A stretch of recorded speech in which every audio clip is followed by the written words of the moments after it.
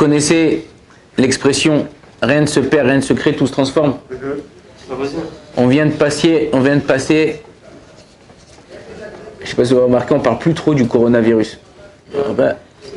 On vient de passer coronavirus en hébreu, si vous faites attention. Ça s'appelle virus corona. Vous inversez les lettres, ça fait Russie, ukrainien. C'est-à-dire que quand, en vérité, Akadosh Baruch Hu, il transforme les situations.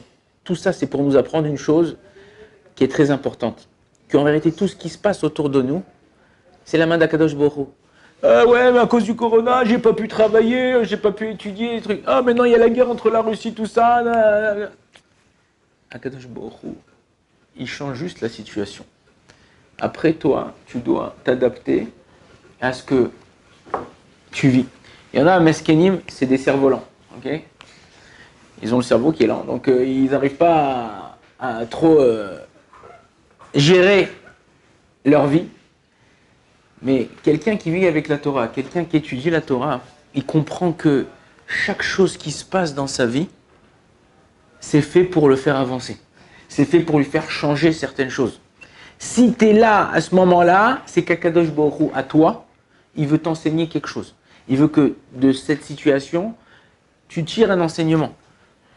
Ouais, mais à chaque fois ça m'arrive à moi, mes trucs, mais purée, mais ça t'arrive à toi parce que t'as pas ouvert les yeux, mon frère. T'es toujours là, on dirait il y a des gens il y a des morts vivants, et il y a des vivants morts. Ouais, il y a des gens qui sont là, tu te regardes, ils sourient, tout ça, mais en vérité, il y a personne. Il y a quelqu'un, il y a personne. Ok? Il faut se réveiller, On est là, vraiment, à une époque qui est, comme ils disent, tout, peu importe que ça soit Sfarad, Ashkenaz, Lubavitch, peu importe, tout le monde, on ressent qu'il y a quelque chose de grand qui se passe dans ce monde. Le Mashiach, il est proche, on est proche de l'avenue du Mashiach, on prie à Kadosh Baruch Hu qu'on ait le mérite au moins d'être là ou de vivre cette Géoula, mais nous, il faut qu'on se réveille. Il y a des gens, t'as fait ta prière ce matin, ouais, vie. T'as mis tes filines ce matin, ouais, vie. T'as fait Mitra, ouais, vie. T'as étudié, ouais, vie. Mais tu crois que c'est quoi? T'es à l'école là, tu remplis un carnet? On n'est pas à l'école. Le Maguide du Douvna, il donne un exemple comme ça. Il y avait un mec, il avait un peu d'argent, il avait réussi dans les affaires, il voulait construire une villa. Il a dit, je vais construire une belle villa, tout ça et tout. Il prend un entrepreneur, il lui montre le terrain, il avait déjà acheté le terrain, il lui dit voilà, je veux combien tu me prends pour construire trois étages, avec voilà, ça et ça et ça et ça à l'intérieur, combien tu me prends? Il dit bon, on peut en faire 1 million. Il faut le devis, 1 million. Il lui dit d'accord, il n'y a pas de problème, vas-y, on y va. Il va voir ses copains, il dit regardez, j'ai fait l'affaire du siècle, 1 million de ça. Mais il lui dit mais t'as convenu avec lui les matériaux? Il dit ça se trouve, il va t'apporter du carrelage de hasard, il va t'apporter des salles de bain de Babelwed. Mais t'es un rigolo toi, il faut convenir tout ça. Il a dit ah ouais, vous avez raison, retourne voir le Kablan. Il lui dit écoute, je veux du carrelage italien. Je veux des salles de bain de Grèce. Je veux des lavabos avec le robinet doré. Il lui a dit voilà ça. Il lui a dit il n'y a pas de problème. Il lui a dit quand tu me payes. Il m'a dit quand j'ai la clé en main. Il a dit d'accord le Kablan, l'entrepreneur, il a dit il n'y a pas de problème. 2 jours après, l'entrepreneur il tape à la porte de son employeur. Il dit tiens la clé, paye-moi. Il dit que 2 jours t'as construit 3 étages. Mais viens. Il dit ok, viens, on va aller sur le terrain.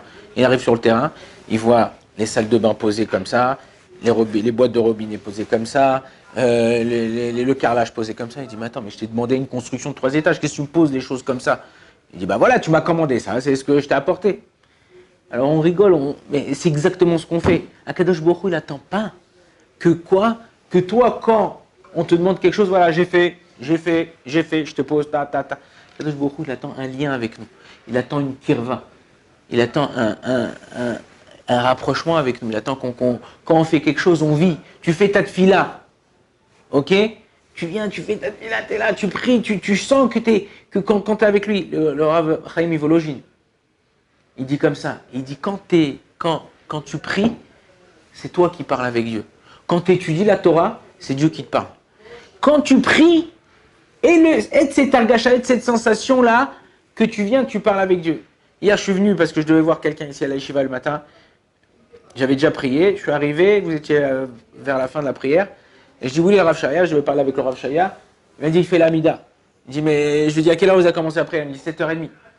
Et le Rav Shaya était encore en train de prier. Parce que le Rav Shaya, il sait que quand il fait sa Amida, c'est le seul moment de proximité avec Akadosh Baruch Hu. Mais non, si toi, tu fais la Amida et tu regardes quand c'est que ça va terminer, malheureusement, je prie avec quelqu'un le matin. Et c'est un mec qui est pressé. Un mec qui est pressé. L'Amida, il fait Osé Shalom. Il fait excuse-moi. Hachem Sefatay Stiftar, il fait 3 points en arrière. Je vous promets. Je fais comme ça, comme ça, comme ça. Il a déjà fait Osé Shalom. Il y a 1 minute l'Amida. Tac, tac. On arrive, on est au balai de Sion. Il a déjà plié ses filines. Alors je le juge les caves zéro. Il y a peut-être des enfants, tout ça. Mais encore une fois, je lui ai dit une fois, je l'ai attrapé, je lui ai dit, mais attends, l'Amida. Il m'a dit, non, moi j'ai pas le temps. Vas-y, c'est des rajouts, moi les rajouts je fais pas. Je lui ai dit, mais quoi des rajouts? Mais rajouts, ah ouais, quand tu veux demander à Kadosh Baruch Hu de rajouter dans ta paye. Il m'a dit, les rajouts je te fais pas. Voilà. Et voilà. Ou quand tu vas demander quelque chose, il va dire, moi je fais pas. Ou tu vas lui demander quelque chose, il va te le faire vite fait. Comme on dit en hébreu, il va être menafnef. C'est quand on fait les Israéliens, c'est les pros number one du barbecue. Israélien, vous arrivez Yom Ha'atzmaut, le jour de l'indépendance d'Israël, toutes les plages d'Israël, tu ne peux pas mettre un pied dedans. Il n'y a que des barbecues, de la viande, Et qu'est-ce qu'ils font? Ils sont ménafnef. Hop, ils font le vent pour que ça chauffe vite, tchic-tchac, ils t'ont fait le barbecue. Kadosh Baruch Hu, il va te faire aussi les choses tchic-tchac. C'est-à-dire que quand toi, tu crois que tu peux te débarrasser de certaines choses, débarrasse-toi, il n'y a pas de problème. Kadosh Baruch Hu, il ne te demande pas. C'est comme un patron, c'est comme l'Abdil et l'Efavdalot. Tu viens, tu travailles, tu fais, il y a des gens ils pensent qu'ils sont fonctionnaires.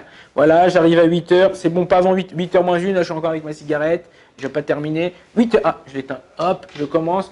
Midi 00, je me lève, même si je suis au milieu avec un client. Je vous rappelle tout à l'heure, monsieur, je ne peux plus, hop, là, il y a un croche, tac, il va. Attends, t'es pas un fonctionnaire là. Là, un juif, moi quand j'ai commencé à faire tchouva, et j'ai commencé à prendre la Torah, j'ai commencé à faire mitzvot, j'ai commencé à me lever à la tefila, j'ai commencé à faire tout ça. Pas que avant je faisais rien du tout. On a toujours, Baruch Hashem, fait Shabbat à la maison, tout ça. Mais je me suis dit, j'ai eu un déclic, j'ai dit un juif, il n'a pas de vacances. Un juif, ça n'existe pas les vacances. Parce que tu ailles avec ta femme à Eilat, que tu ailles avec ta famille à Natania, que tu ailles avec tes enfants à New York, peu importe où tu ailles. Le matin, tefila. Il y a des minyan partout, Baruch Hashem, dans le monde. Ça arrive l'heure de Mincha avant la Shkia. Mincha, tu t'arrêtes ta journée. Arvit. C'est-à-dire qu'en vérité, Baruch Hashem, Akadosh Baruch Hu, il a fait une sorte de programme qui sans arrêt, nous lie à lui. Tac, tac, tac, tac, tac, tac. Mais non, si toi, tu ne veux pas être lié à lui, il va dire, il n'y a pas de problème. Moi, je te demande, comme un père, Bni, mon fils, brasse. Apporte-moi un petit thé, un petit café. Tu viens, il t'apporte, tiens papa. Tu prends, tu le bénis, tu l'aimes, tu l'embrasses.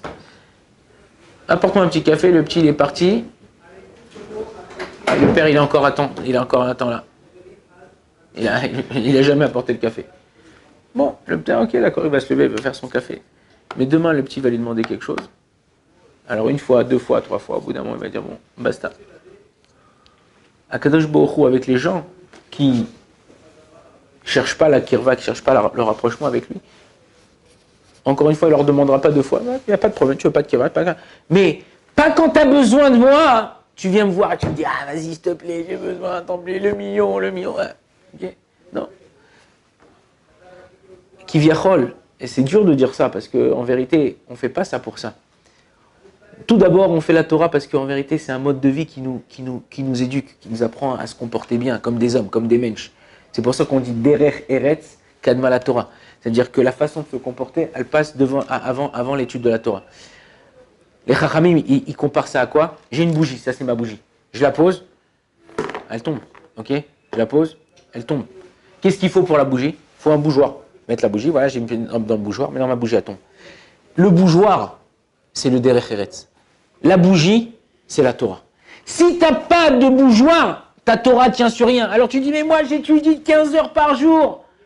Mais comment je parle à ma mère, comment je parle à mon père, comment j'insulte les gens? Il vaut mieux que tu n'étudies pas la Torah, mon frère. Vaut mieux que... Ouais, mais moi, tu sais, moi, tous les matins, je me lève honnête, moi. Tous les matins, je mets la tzedaka. J'écoute un cours, moi, après, du Rav Shaya, après le truc, hein, sur Internet, en direct. Ouais, ben d'accord, c'est bien. Mais comment tu te comportes avec les gens? Est-ce qu'avec les gens qui sont à ton travail, tu leur parles bien ou tu les considères comme des moins que rien? Lo Aleinu, Lo Alechem, j'ai travaillé en France, avant de faire mon alia. Je travaillais dans une boîte. Les patrons, c'était des rois, mais des rois dans tous les sens du terme. Au niveau argent, c'était... tu ne pouvais même pas compter. Au niveau travail, Bliainara, ils avaient des clients, machin, mais avec leurs employés, ils se comportaient comme des moins que rien. Ils les comprenaient comme des moins, comme si c'était des esclaves, Razvé Shalom. Ils les payaient bien, mais... Combien de fois j'ai vu, ah non, tu fais pas ce que je te dis, toi, prends tes affaires, sors, casse-toi. J'étais choqué. Je me dis, mais comment tu peux faire ça à un homme? Il t'a pas écouté, alors parle-lui, explique-toi. Ben, je peux vous dire, ça fait quelques dizaines d'années que j'ai fait mon alia. Aujourd'hui, tout a explosé. Pourquoi? Parce que comment tu te comportes avec les gens, alors ça peut prendre 1 mois, 2 mois, 2 ans, 10 ans, 15 ans. Mais n'oubliez pas, le monde, il est rond. C'est comme une roue. Une fois tu es en haut, une fois tu es en bas. Si quand tu es en haut, tu te comportes mal avec ceux qui sont en bas, quand ça va tourner, oh là, je ne veux pas être à ta place, mon frère.